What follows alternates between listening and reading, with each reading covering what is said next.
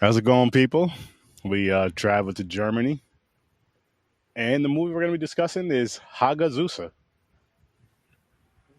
a gothic folk tale. Yes, yes, yes. So come join us. Enjoy the fun. Enjoy the show. How's everybody doing? Good. Very good. Singing Snobs was good, but gents, how you guys doing? How you guys doing? Chilling? Another work day. Yeah, another day, another dollar, all that good stuff. For me, it's just a Tuesday. Ha. Same, man. Hopefully you can pull up with us Thursday.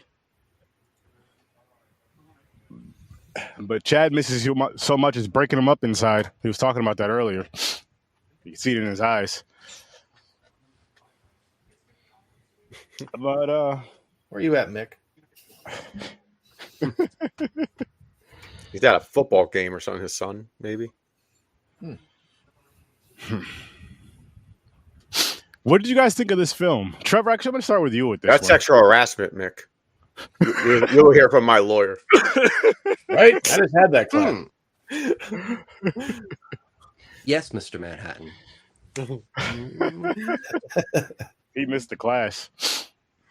James, you're HR. You got to talk to him. God. No, you don't want me to be HR. You got to talk to him. When you see him on camera, you got to talk to him again. I'll be listening. They'll tell the story. I'm like, that's it? You think he has a good ass?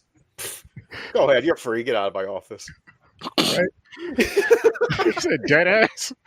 Oh, my gosh. But no, though, seriously. Like, with this movie here, I was confused for all of it. It's one I of had those no movies. idea what the fuck was going on. And even more so because there was not a lot of dialogue.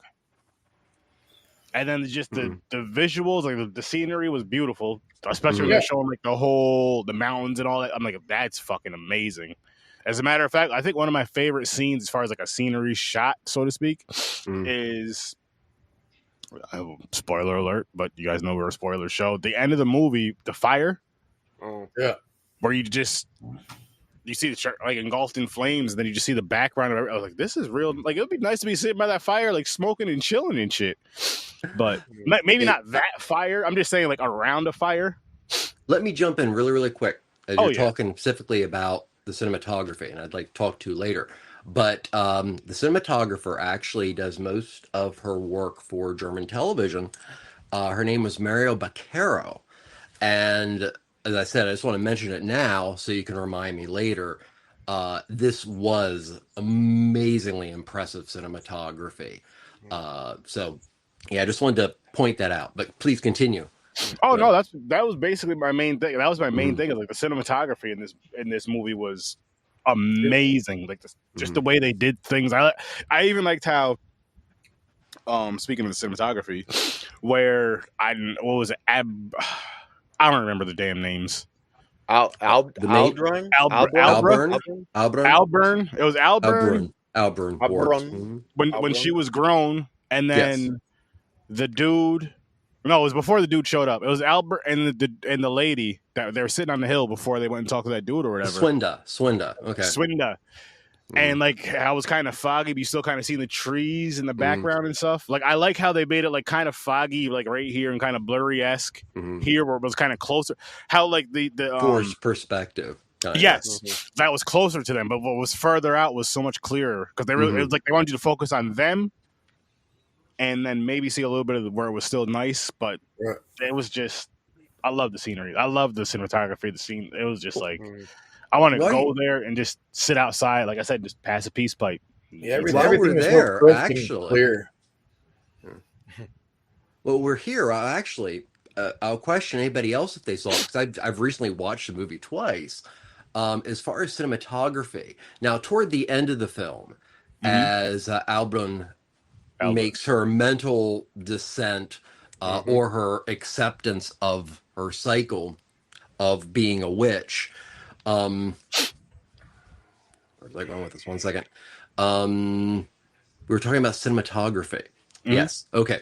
So as that's happening, there's a point in which it almost looks like she's looking into a mirror, but it's just her facing us.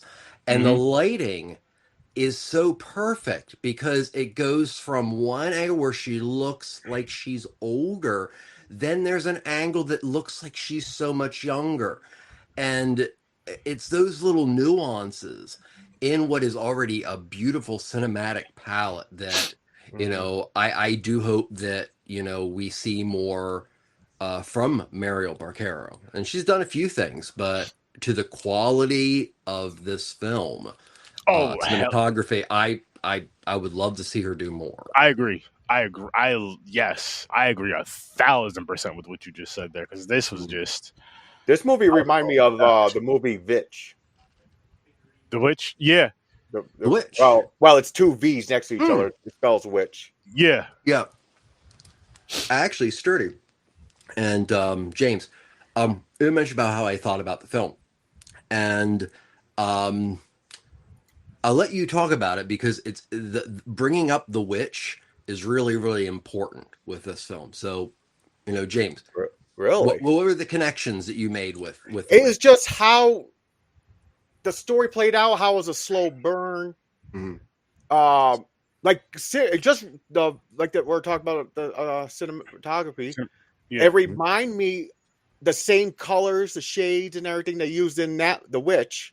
And even the scenery, it was like a cabin out in the nowhere, and they had goats. Like she had a goat she milked, kind of bestiality going on there. A little fucking. No, yo. Well, there was more than that in this movie. Listen. I mean, this goes all the way to cannibalism and infanticide. So, rubbing a goat's balls is not great, but it's not the worst you're going to see in the film. It was wild. Yeah. She was milking the shit out of it. I was like, yo, this is wild. I was like, where's she going with this? She's leaning. Then all of a sudden she has her hand up. I was like, is that milk or something else? I mean, after a year, I don't know. I would wait beyond a year or 2 years if it came down to being turned on by goat pheromones. Jesus. But I can't speak for Albrun, Yeah. That was a weird ass scene. It was weird. Well, there's a lot of weird ass scenes in this movie, but the really cool thing is almost all the weird ass scenes have a distinct Germanic folkloric meaning. And it's just really this tight film. Now, you said about The Witch. So this is very firmly in the genre we like to call folk horror. And that spans all over the place. But a lot of time we talk about a trinity of folk horror films. The Blood on Satan's Claw, Wicker Man, not the new one. We don't want to the Nicolas Cage one, no. And then also this wonderful Vincent Price film called The Witchfinder General. Now, those films kind of make up the basic concepts of what is folk horror. But folk horror really ended up having a renaissance in about the 2010s. And the first big one was Eggers' The Witch. This was a film that presented folk horror and witch trials and persecutions in a way that, made your brain tingle like a Mario Bava or something like that. So you have that film, 2015-ish, and then you jump to Hagazussa, and that's 2017. And you jump another couple years, and you have Midsommar. I truly believe that The Witch, Hagazussa, and Midsommar are the contemporary trilogy of how we define folk horror. And that's what spurred me. So thank you, James. No problem. But I don't know. Just I got that vibe, and I like The Witch. So Witch is beautiful. It's like Sturdy said. It's kind of confusing at first. There's part you're like, what the hell's going on? But then you're like, oh, okay, you catch it. Because I told Sturdy, I was like, hey, Sturdy, it's one of those movies like The Witch. You got to pay attention to this shit. And by the way, did you guys know the baby was dead all the time? At the end, towards the end. No. Where she got raped and went and killed her goat. They killed the baby too. Well, there's a certain point. Okay, so like any folk horror film, or especially a folk horror film about a witch.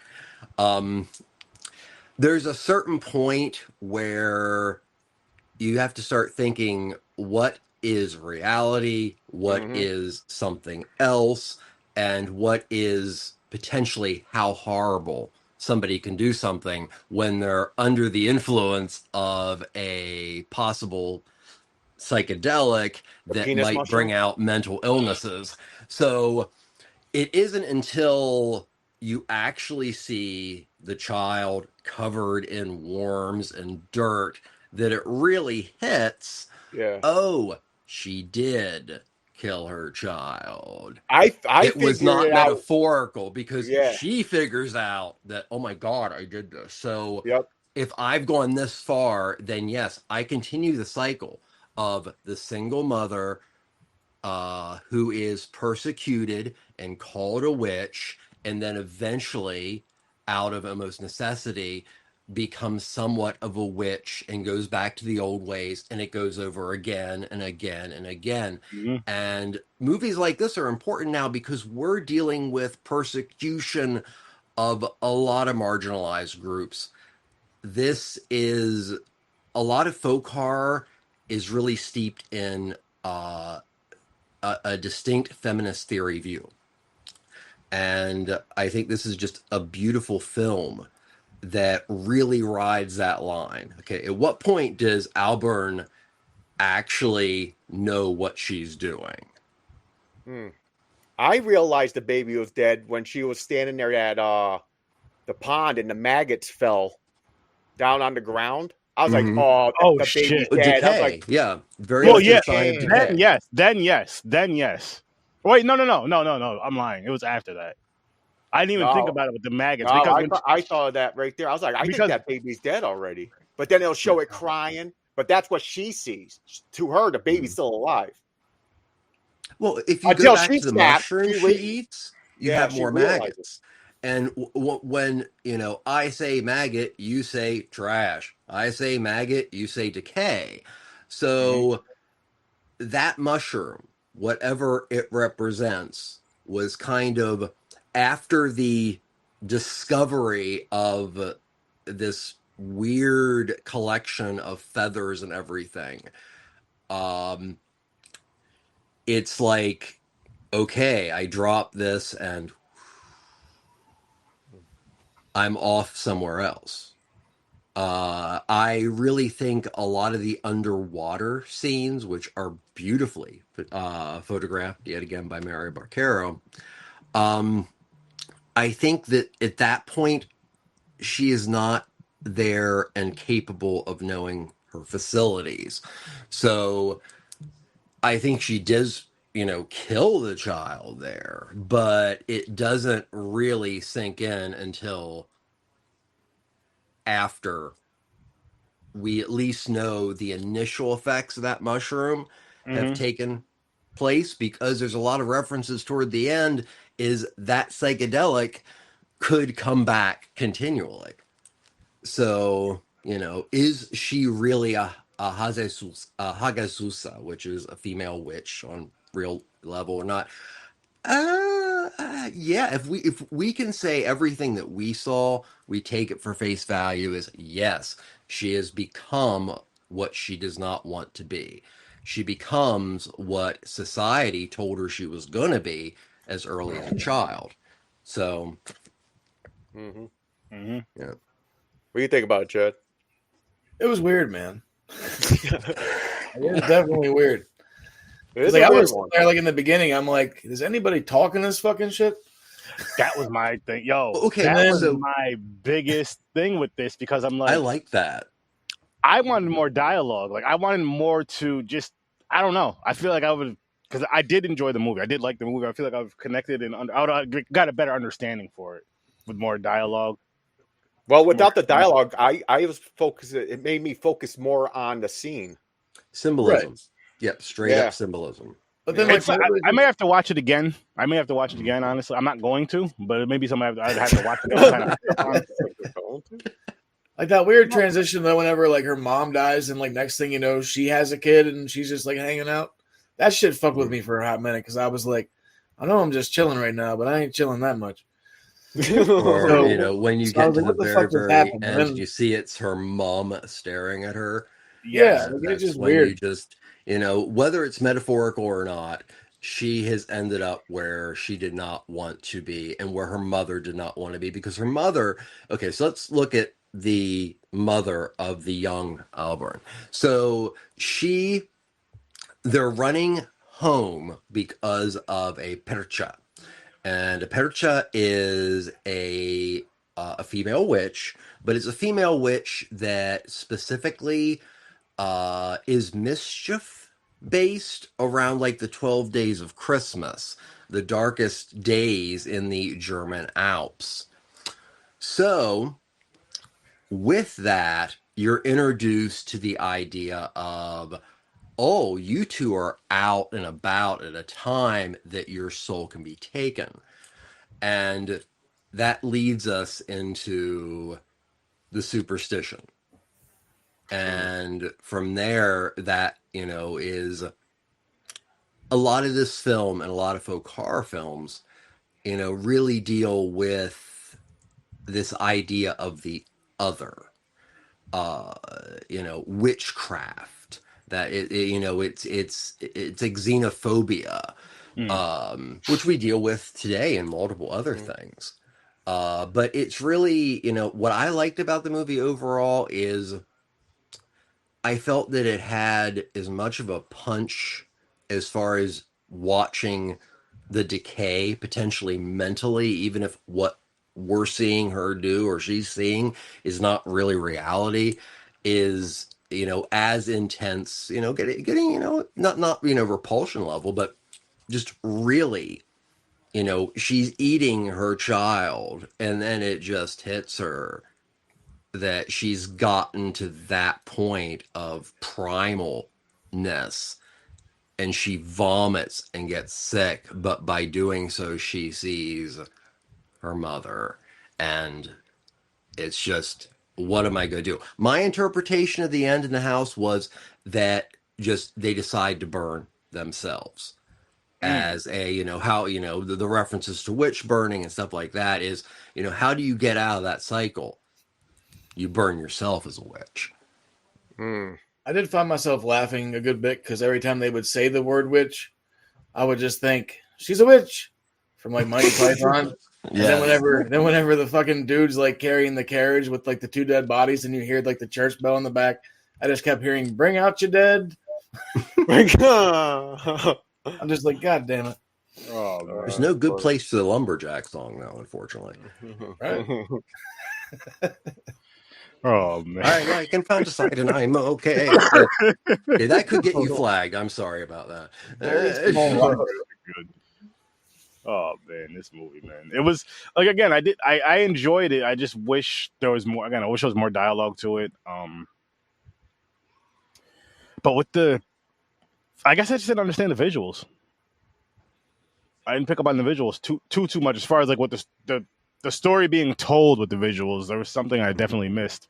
Well, this is very much a European take on witchcraft. It is real white. That's it's straight up German. It's set in the Alpines, but it's a very different take on witchcraft than what we understand as witchcraft, which is, Connecticut and New England and the witch trials and all those things. That's our perception of witchcraft. Any other perception of witchcraft we've picked up from other places.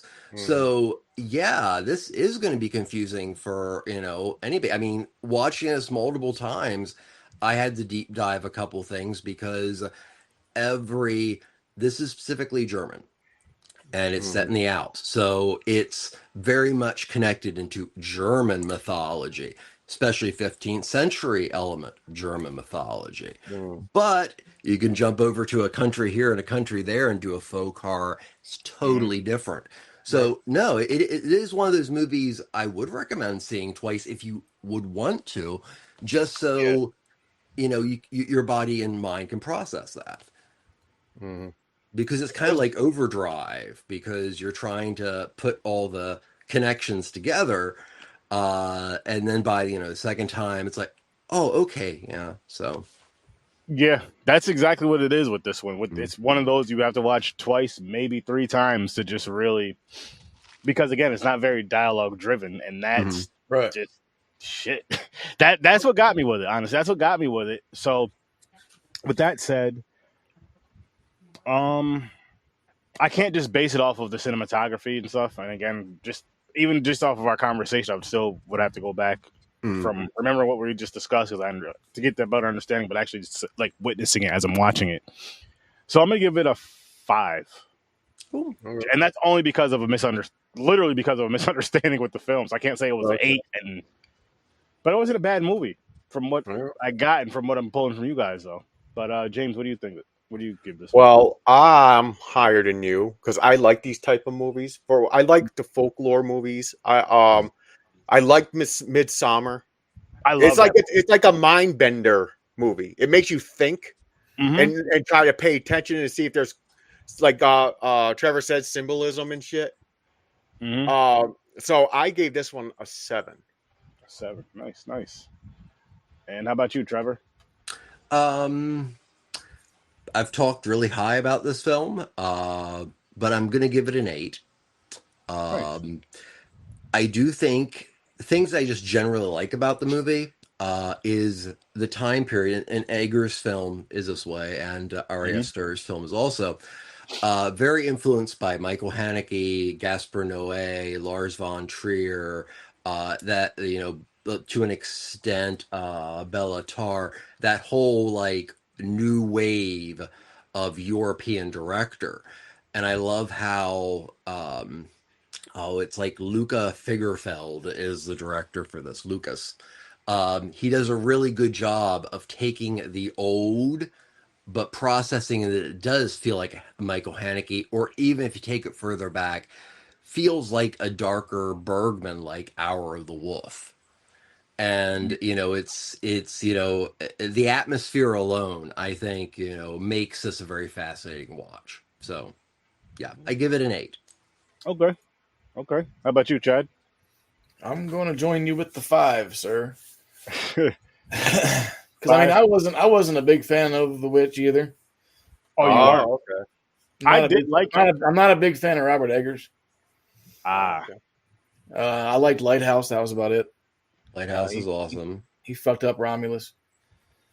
And then, but like these movies, I don't know. Like, I know my ex would have loved it because she was a Wiccan and she's all about the witch shit. Like, she used to live in Salem, so she's huge into like the witchcraft and everything, and pretty much anything that has to do with witches. I didn't mind this movie as much as like I thought it was better than The Witch. But it definitely looked good. But I wish there was more dialogue. Yeah. But the one thing I couldn't figure out either was, did the one chick poison the apple? Because remember the chick brought her the apple, and then later on you see the apple on the floor by the mouse or the rat. Oh, like she took a bite. She just kind of stares at it. So like I was thinking maybe she knew it was poison, like subconsciously somehow. So like she didn't eat it. Because they were definitely on the verge of trying to kill her anyway. I didn't think of that about the apple. I don't know. Oh, damn. Because you know what? That's a good. Because they definitely had their way with her whenever they were on the hill. Yeah, they did that. Well, and then they raped her. Right. Yeah. Remember, she had the rat though. I didn't know if maybe the rat bit the apple and that's why he died. So she threw it in the water supply. No, she kills the rat. Oh. There's a good reason why she kills the rat. She kills the rat. Didn't the rat go after the? Oh, wait a minute. What? So, something. Okay, so wait a minute. When they killed, was the baby in the goat when they killed the goat, and did the rat go over and start gnawing at the baby? No. No. Okay. No. So I was gonna say, you see like blood on the rat's mouth when you seen her carrying it. So it went. Oh, that because rats, you kill them, break their neck or anything, they automatically bleed out of their mouth for some reason. Yeah. I thought it was eating something because there was blood on its face. Okay. See, that's why I wasn't sure if it maybe ate the fucking apple and then whatever. I thought it was pretty funny when she throws it in their water supply and then pisses on it. Yeah. Well, the apple itself, Swinda is a strange character. She is. You can read her in a couple ways. One reading I took was actually as the devil. And that seems interesting for somebody who is deemed a witch and supposedly of a heritage of witch to be tested by the devil, which at this point, she still honestly could think she's not a witch, and maybe she's not. Swinda is also the worst possible thing that people would deal with who are persecuted in the 15th century. Swinda wants to make trouble. She wants to, put fear into Alburn's life. I say she's kind of a devil because she kind of tempts her and tries to make her feel like she belongs. But Swinda also says things that would get her slapped. Like, well, you're safe up in our mountains. Yeah, so, Swinda represents that group of people who hate Alburn for no other reason than people feel she has to be a witch because when her mother died, she had signs of being a witch, which honestly was just probably extremely metastasized cancer. But it was deemed a sign of a witch. And in this case, it was quite amazing because, the church was like, we're just walking away from this one. So we aren't talking about inquisitors and stuff like that from Connecticut. This is, more of a European sensibility of we just, just stay away. Stay away. Stay away. And that's the thing, people would be persecuted for reasons they should not be. Now, people shouldn't be persecuted, but a single mom, well, that must be a witch. A woman who is in her 20s who is not married, that must be a witch. So-and-so's family doesn't like so-and-so's family, so so-and-so's family makes things look like their family are heathens. As we see on a daily basis, human beings really kind of blow at humanity. And this is a tale from the 15th century. It was really, really bad back then. Yeah. But it shouldn't, it's yeah. So, I think that Alburn in the end is a very sad character. Oh, and fuck yeah. Hopefully by her coming to a point in which she loses her eyes. You've all heard the old adage, your eyes are the window of the soul. The soul is the window of your eyes. Of course, you can connect that to all kind of folklore. But in this case, in her mind, or literally, she has fully given her soul to the devil. She is Hagazussa number 1. If you read it in a literal level. It clicked, James. It clicked. How you were saying that her baby was dead the whole time. When not the whole time. I mean, just when I figure, unless I'm wrong on this, when she got raped and she was they strangled her, she was out for days. They went to her house, killed the baby and the goat. Oh, okay. That makes more sense. That's why I could be wrong. I don't know when the exact. I think that's a good died. reading. Yeah, that is a good reading. That is a really good reading. Goes in, because what I was thinking real quick is how she would just take off a lot, either to play with the goat or to fucking go play on the hill or to go masturbate in the barn. Or no, actually, no, that's when she was knocked out in the barn. No. That wasn't when she was knocked out in the barn because then she went to the hill after. But what I was basically saying is it seemed like she left the baby alone a lot. And when you were saying that the baby was already passed away. Well, she had to run a farm. I mean, no one's there. I'll be there. There was, and then the way that small farm, but still, the way that what the fuck is her name? Swanson, whatever. Swinda. Thank you. Swanson. Samsonite. The way that she was looking at the baby like staring at the baby, and then again, just by going what you said, when the baby was in the crib, she was just staring at, like, the way she was just like bending over staring. I'm like, this is weird. Why is she looking at it like that? I think that's when she just went full delusional. That's why she picked it up like this, and that's why the baby wasn't eaten, because it's dead. She'll keep putting her tit in the baby's mouth, and she hears the baby crying like it don't want to eat, but it's dead. It can't eat. That's why it's not sucking on her tit. Oh my goodness! That just see that if that's the case, and say that's if the baby is passed through the whole movie like that, or from when she's an adult and all that, that's crazy. And then you're wondering why she's. If that's the case, and then it's like, if you go from that and then you go back to her childhood, which you've seen like the signs of her mother where they said she was a witch or she had cancer, whatever the case may be, but she went through a lot from that, and then to just like everything else from her adult. I'm like, she had just a horrible fucking life. I mean, she was her future. Well, trauma is a huge theme in this film. Trauma and isolation, literally from beginning to end. That's what she deals with. Yeah. Literally from beginning to end. I mean, and you could also go to when it was just like, from what they were showing in the movie in the beginning, it was just like her and her mom, and the trauma that she had to deal with that, and the isolation with being just her and her mother, and then the isolation of being just her and her child, or so we think of her and her child. That when Swinda started talking to her, she started feeling better about herself. She's like, "Oh my god, I have a friend. Someone's like talking to me." Yeah. I mean, and that's what makes Swinda such an evil character. And I almost like to compare her to a devil who is, playing a game with somebody who has a very, very fragile psyche. And, Swinda is just disgusting.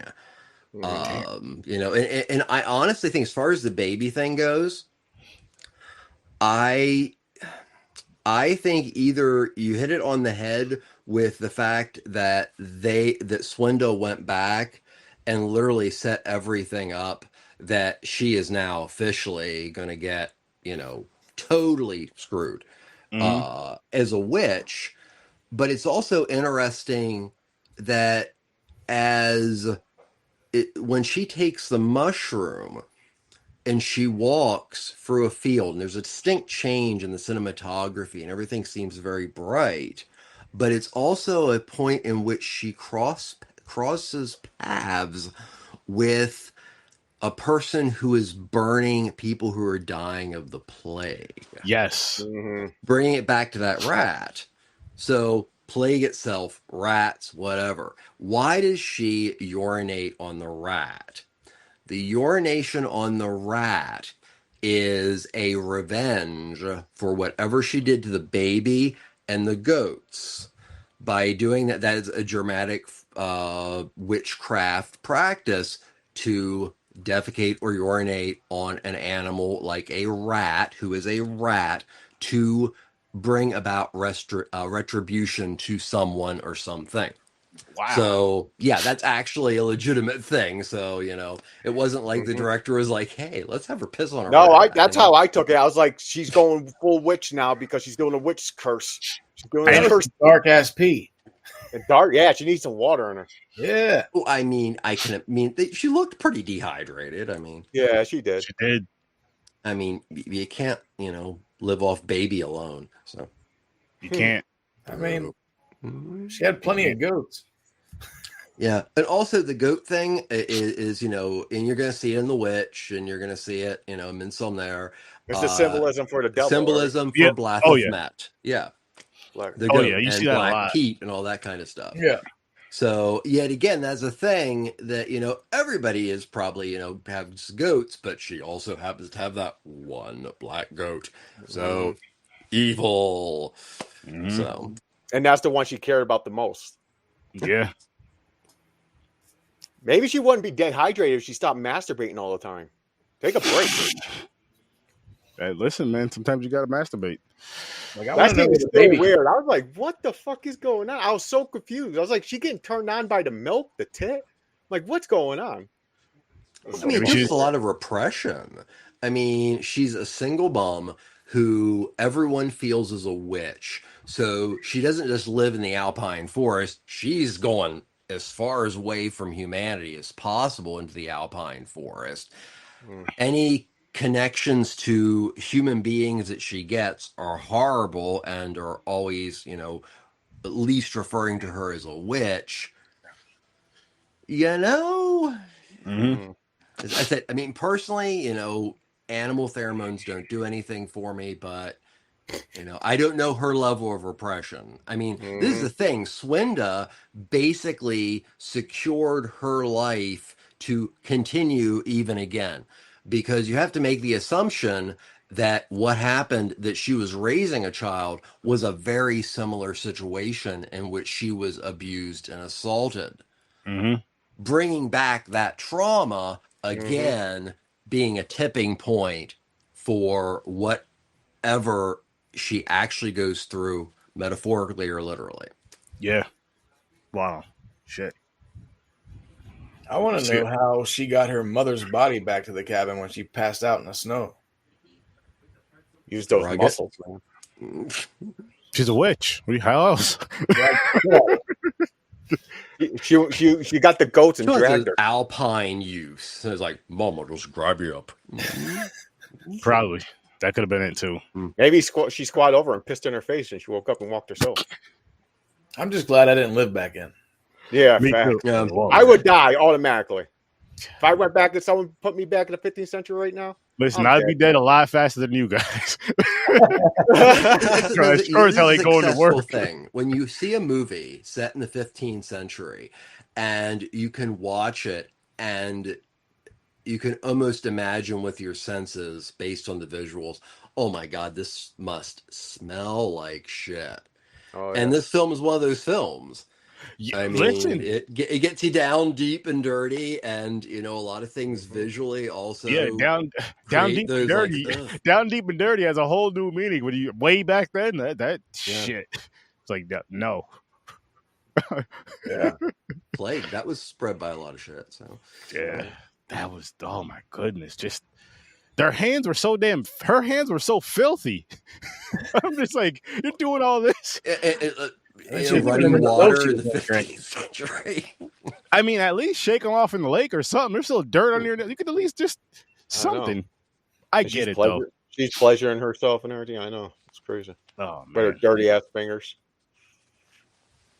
Well, it's all dirty down there, I guess. Though. Whatever gets you off, I guess. She got to living close to the ground. It was a strange flick, yo. It is, but I like them because that's what these folklore movies are. They're like, because it's other cultures and what they believe in, like their superstitions and all that stuff. And you just sit there, you go, right? Damn, they're weird. How do they think of this stuff? That makes what you thought, and we thought we were crazy with our shit, But they're like, what are you talking about? That they talked about us. They're like, what the fuck is wrong with these people? With their shit, So.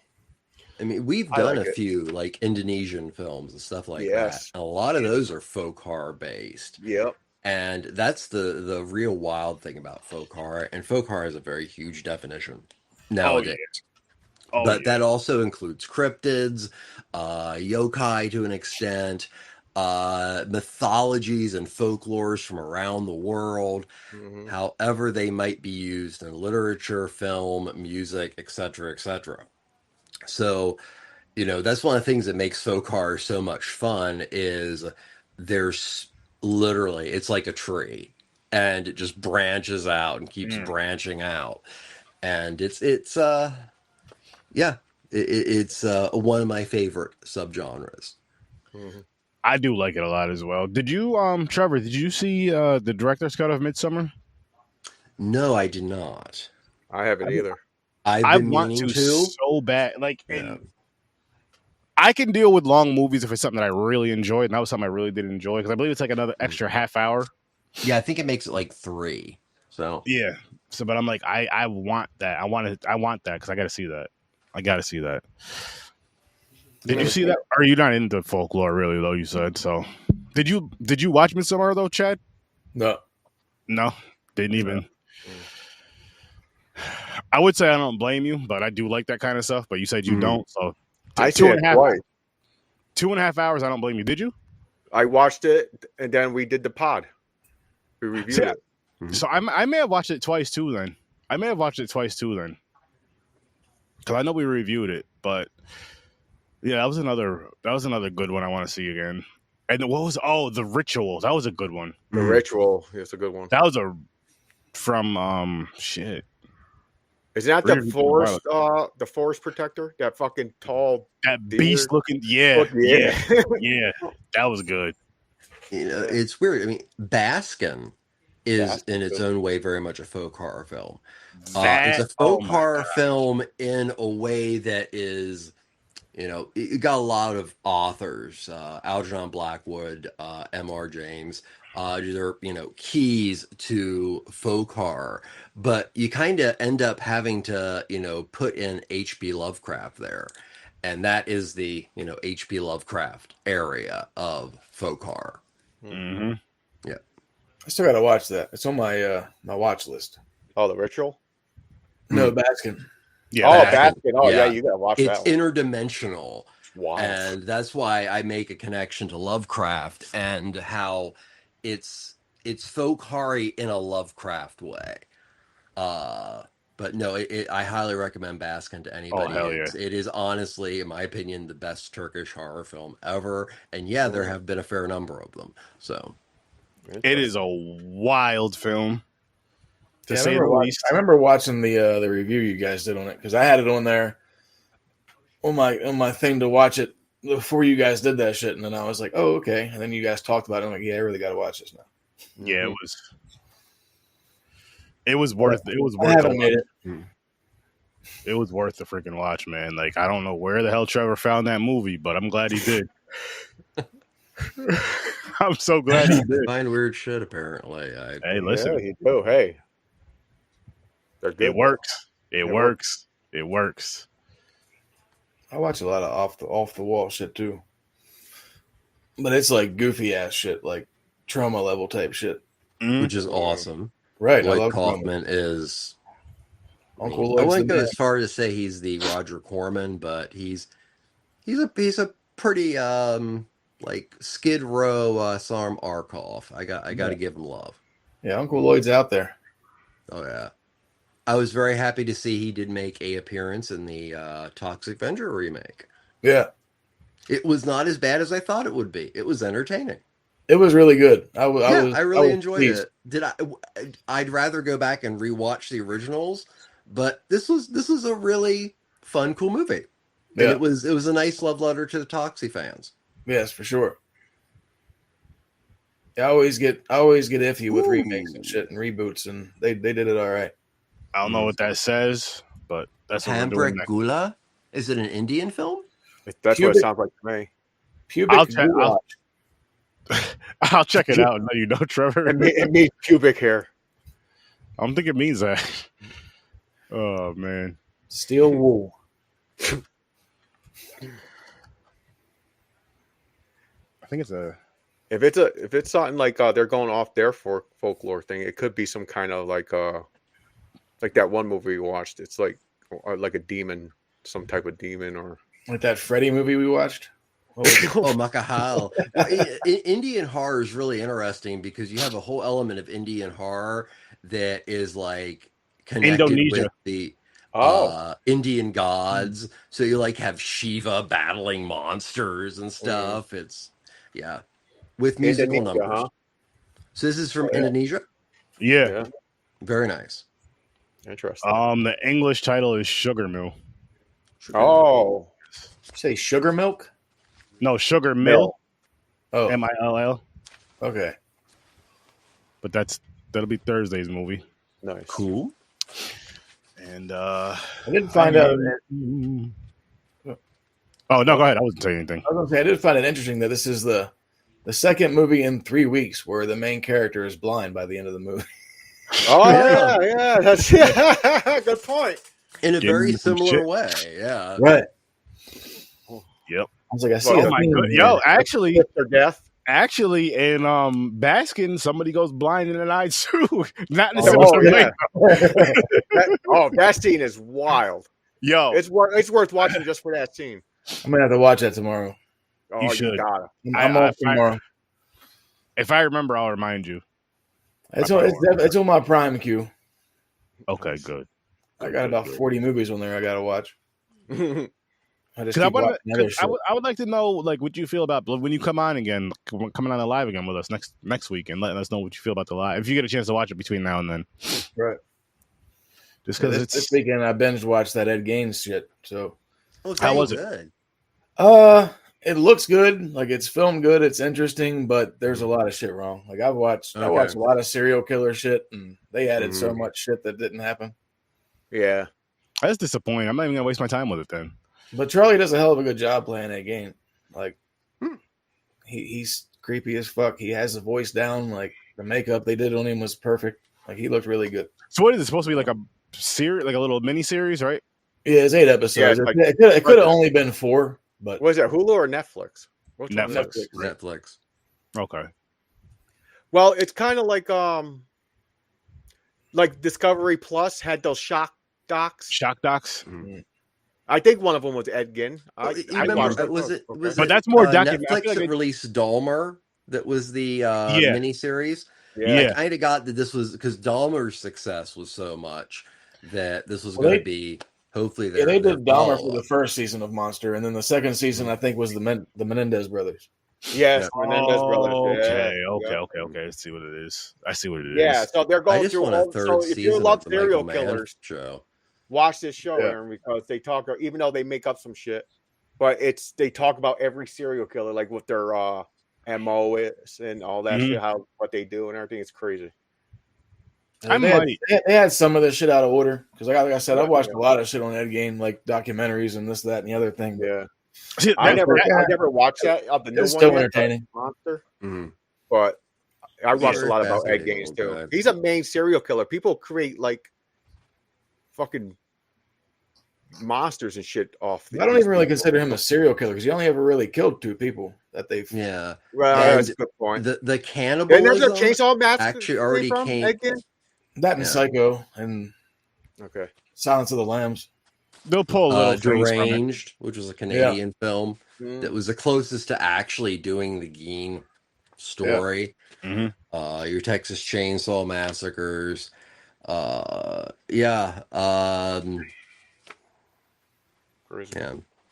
Anytime you have a weird old, serial killer, it's very Ed Gein. I got a book on my nightstand that I didn't finish yet. It's a book of serial killers.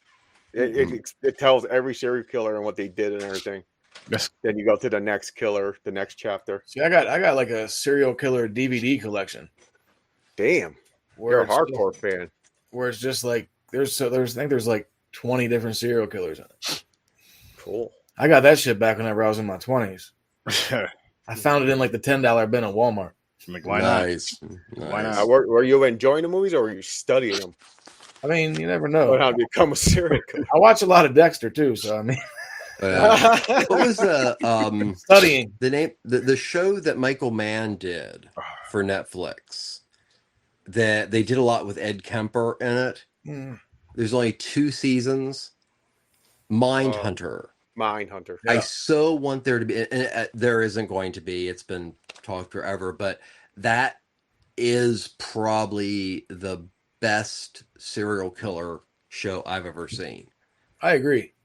And that was like the best portrayal of Charles Manson I've ever seen in a show. Exactly. And using Ed Kemper as Ed Kemper as he could possibly be. Yeah. It really, he did a very good job of, allowing you to actually relate in that way that, the FBI agents were doing. You go in and record it, but some of them are going to be a lot more talky than others. Yeah. They're going to want to be your friend, or they're going to want to use you, or,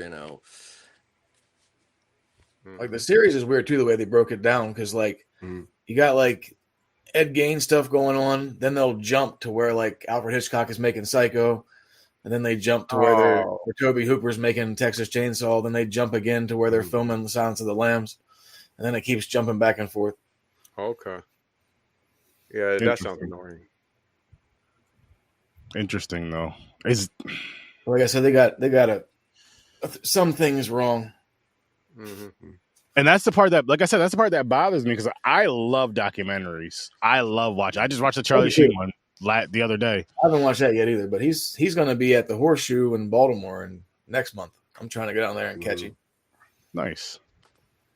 Oh, before I forget, sorry to interrupt, but watching Hagazussa again made me want to revisit another folk horror film.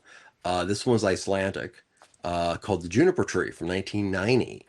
And it has a lot of similarities, but the main tension is the mother has died, so the sisters have to find a new life. And it's about one sister going toward more selfish dark magic and the other sister going more toward a white magic, but it is in black and white and it's stark and it actually is, it has a very similar feel to Hagazussa and even more of a feel of Bergman than Hagazussa has.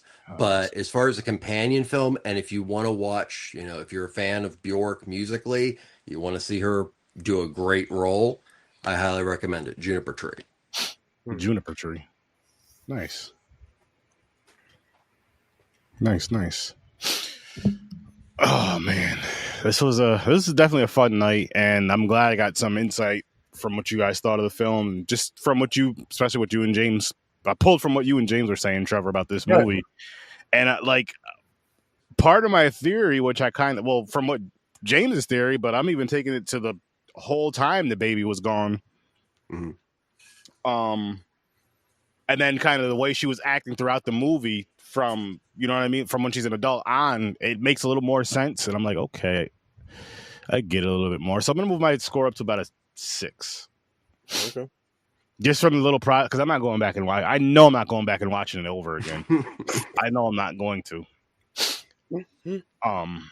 But I really feel that theory works. That theory works.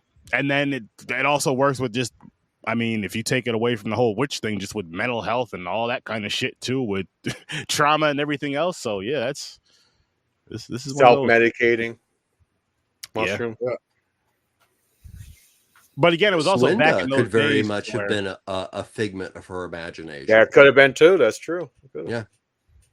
Swinda could just have literally been a personification of the issues that she is dealing with, being so isolated from the rest of people because of what they feel she is. So there's so much in this movie that, it's like, okay, take it as full metaphor or take it as full on literal. But I think for me, why I watched this a lot is this is a lot like, films like The Wicker Man or like Blood on Satan's Claw or even The Witch. It almost is just like aesthetic candy. So I can put it on in the background and be doing something else. And it's just like, some people have like a fire on their television. I'd rather have this. So yeah, it's just a really gorgeous photography, very stark and no, it really is. Yeah, it really is. But I guess we can get this one going on. A reminder: this Thursday we are reviewing this right here. So interesting cover. Yes, it really is. Did it just come out? It did. It came out this year, actually. Oh, really? Awesome. Sweet. Yeah. Yes. So we're gonna be doing that this Thursday, 8:00 Eastern time, and I can't wait. I cannot wait. I think it's gonna be a great time. I'll be watching as usual. Awesome. Appreciate it, man. Appreciate it. And make sure you guys go check out Chad, man, because he's getting ready to do his show in about an hour over at the video store Clerks. Check him out on YouTube. What are you guys reviewing tonight, Chad? Phantasm.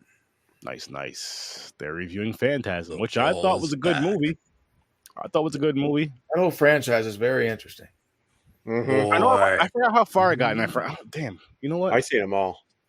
I don't know if I did or not, but I haven't seen Ravager. I need to, so I'm going to one of these days. But make sure you guys go over there and check them out with while they review Phantasm, the video store Clerks. Big shout out to that whole crew. Dope crew. So follow them. And Ambassador Media, of course, you got to follow the professor because a wealth of knowledge, what you hear on every single episode that he comes on here. He may come with some crazy ass. He'll come here with some wild ass movies, but then just tell you some beautiful depth about the culture of the film of the people of that culture with this crazy ass movie of someone ripping someone's nipples off. It's true because he didn't show us a movie like that, but I bet you he could find one or he's seen one. Well, cutting off of a nipple, ripping. I'm pretty sure Cannibal Thorax has that in it. What? Look at this. That's what I love about this guy right here. He didn't have to think about it. I was watching this movie and I was like, I can't wait. I think Zombie also has nipple ripping. See, Zombie. See, this is awesome. This guy's a treasure. Listen. Oh, but the best nipple ripping is from this wonderfully bad film by Andre Biaggi called Burial Ground. That is a zombie film, but one character it's a mother and a son, and they have a very strange relationship. And as the zombies go in through the mansion, they go into a bathroom. Uh-oh. And she holds him and tries to suckle him, and he is turned into a zombie and bites her boob off. So as far as films involving tit munching, Andre Biaggi's Burial Ground is on the top of my list. So you see this? Never thought I'd get to say that. So it's the tit muncher. Hashtag tit muncher. Oh, listen. He's on it. That's great. He said tit munching. That's what I'm putting. That's important. You're gonna get a lot of different things if you're just putting that into Google. You probably will. Like tit muncher. What is this? You're gonna get the one post on Horror Research 30. What the fuck were they talking about? Yeah. But again, follow Ambassador Media. Check out Ambassador Radio. He will be coming out with some cool content in the near future. But in the meantime, you can always catch him here at Horror Research 30 because he's always welcome. And then, of course, you have James here. We are going to be doing Popcorn and Pints this Saturday, 9 o'clock Eastern Time. What movies are reviewing, you ask? I don't remember. I'll get back to hold on. Yes. Scary Movie? Yes. Scary Movie and Chopping Mall. Oh my God, Chopping Mall is a classic. I love that. I'm a fan of both of these films. Mm-hmm. Scary Movie's hilarious. Chopping Mall is just so Chopping Mall is fun. I want to know if Scary Movie primo holds up. 80s crap. Yes. Mm-hmm. And I've seen that for the first time within the past 2 years, I believe. Mm-hmm. And it was just, oh my goodness. I loved it. I saw you guys at Killer Clowns this past week, and I was like, fuck, why I gotta work? Yeah. Yeah, man. If you're ever free on a Saturday, you're more than welcome. Doors open. I love that movie. Both you gentlemen. Yeah, it's fun. Actually, I think I might be off this Saturday. Shit. Well, if you are, let us know. I'll have to double check my calendar. Yes, because if you are, come join us. And then, of course, every Tuesday and Thursday until Sturtleween is over. Once Sturtleween's over, we're going back to just Thursdays. But Tuesdays and Thursdays, 8 o'clock Eastern Time, right here, the Sturtle Vision channel, the Horror Research 30 show. We had a great time. I'm glad that these guys came and joined me. But we're going to get on out of here, people. Again, go check out the video store Clerks at 10 o'clock Eastern Time. You're not doing anything. If you're still awake, I get it. They run late. They are. Listen, they work overnight. I get it. I respect it. Go check their show out.